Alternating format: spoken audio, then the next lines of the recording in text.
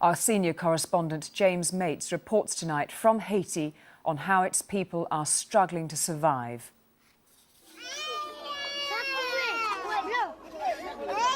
This is not a famine because there's plenty of food. But these bellies are distended with hunger. These children are badly malnourished. They just can't afford to eat. The people who inhabit the seemingly endless slums of Haiti's capital, Port-au-Prince, were already the poorest of the poor.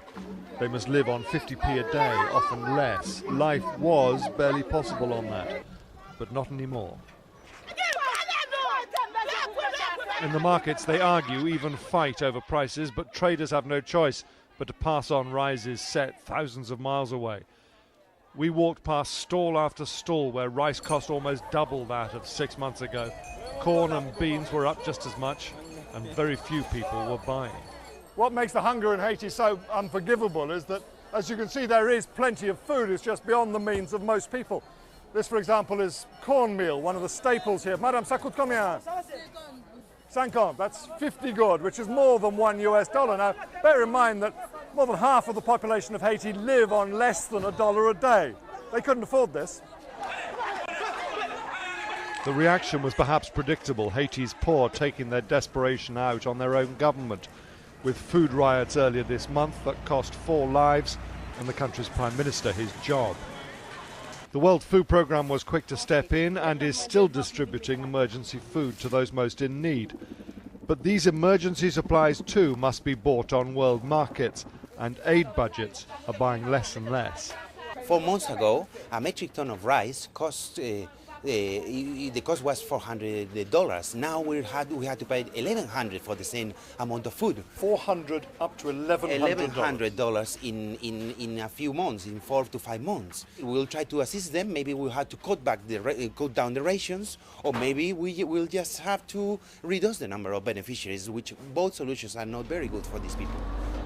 We were told that if we headed deep into one of the worst slums here, we could see just how bad it was for them. We found women making food, though nothing we would think of as edible. This is the most extraordinary example of what very, very poor people will do to get anything to eat, because this is the raw material they're using. This isn't a grain of any sort. This is fine earth or sand, for all intents and purposes. What they're doing is mixing it with water, some butter, a little bit of salt to make this, effectively mud pie mix.